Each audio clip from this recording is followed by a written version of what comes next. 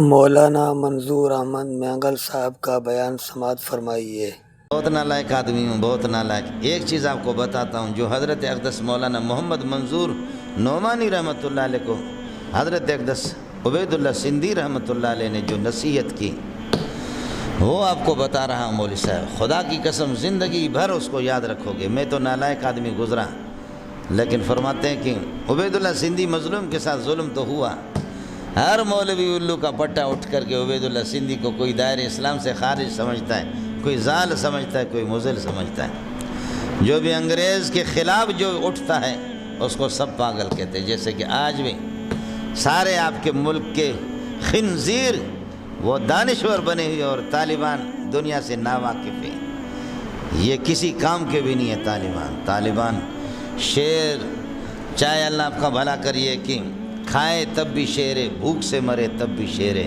طالبان ہر صورت میں شیر، سمجھ۔ جہاز میں سوار ہو رہا ہے ان کا چیف، اللہ آپ کا بھلا کرے، فوج کا، اور یہ کہ جہاز میں جا رہے ہیں اور کھانے کا ٹائم آ گیا، پیاز لے کر کے روٹی اس کے ساتھ کھا رہا ہے، سمجھتا۔ ابھی جو ساتھی حج پہ جو ساتھی گئے ہوئے تھے، بہت سے حاجیوں نے بتایا کہ سعودی حکومت نے دبر پہ زور لگائے، ایڑی چوٹی کی، طالبان کو خصوصی پروٹوکول دیے ان کے وزیروں کو، تمہارے لیے خاص یہ کہ ایئر کنڈیشن رہائش منا میں، مزدلفہ میں۔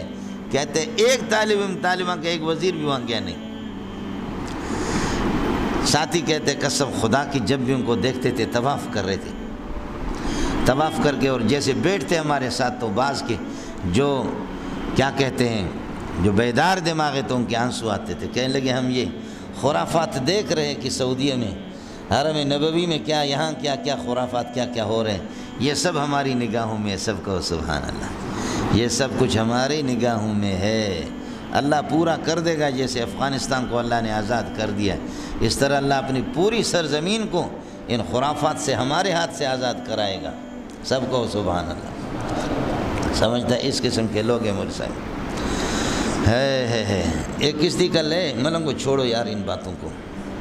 مولانا عبید اللہ سندھی کی بات آپ کو عرض کہ عبید اللہ سندھی مولانا منظور نعمانی رحمۃ اللہ علیہ فرماتے کہ میں نے جلسے میں 3 دن آپ کے ساتھ رہا، رات کو 11-12 بجے تک جلسہ ہوتا تھا، اس کے بعد جب ہم آتے تھے ایک کمرے میں ہمارے لیے پلنگ اور گدے رکھے تھے، گدوں پر سوتے، لائٹ بند کر دیتے۔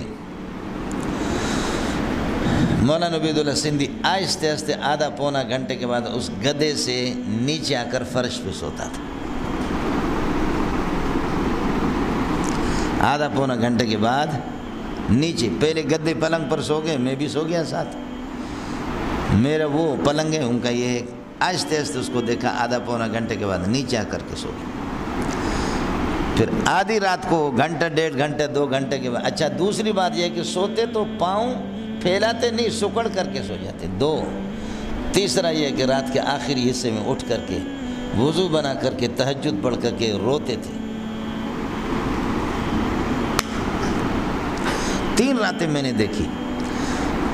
آخر میں جب جدا ہو رہے تھے میں نے کہا کہ سندھی صاحب، لوگ تو آپ کو ضال اور مضل اور گمراہ قرار دیتے ہیں، آپ کے بارے میں سنا تھا، لیکن آپ کے علم کا اعتراف، لیکن یہاں سب کچھ اس کا الٹ ہے، یہ کیا ہے؟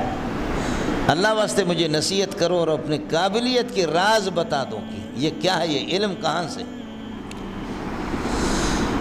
فرمایا کہ منظور صاحب ایک مسئلہ یاد رکھ لینا، اپنے راز کی بات مولویوں کو کبھی نہیں دینا۔ ہمیں جب بھی انگریز کے خلاف جہادی پروگرام ہم نے بنایا، ہمیں ذلیل کیا، مولویوں نے ذلیل کیا، ایجنسیوں کے اعلی کار بنے، پیسے لے کر کے منافقوں نے ہمیں منافقت کر کے، مولویوں نے ہمیں ایسا غداری کی۔ اپنے راز کی بات ہر ایک کو بتانا نہیں، خاص طور پر مولویوں سے خیال کرنا، تمہارے جنس میں ہو کر شامل ہو کر تمہیں دیکھو دیں گے۔ ایک دوسرا مسئلہ فرمایا کہ منظور صاحب تہجد کا اہتمام کرنا، اس کے بغیر جو کہتا ہے کہ ولی اللہ ہے پکا دجال جھوٹا ہے، ولی اللہ بن نہیں سکتا بغیر تہجد کی۔ 2 سمجھتا ہے۔ تیسرا منظور آپ کو بتا دوں، میں شاہ ولی اللہ کے اسرار اور رموز کے علم کا حافظ ہوں، منطق و معقولات کا بھی حافظ ہوں، لیکن میں نے قرآن پاک میں 50 سال محنت کی ہے۔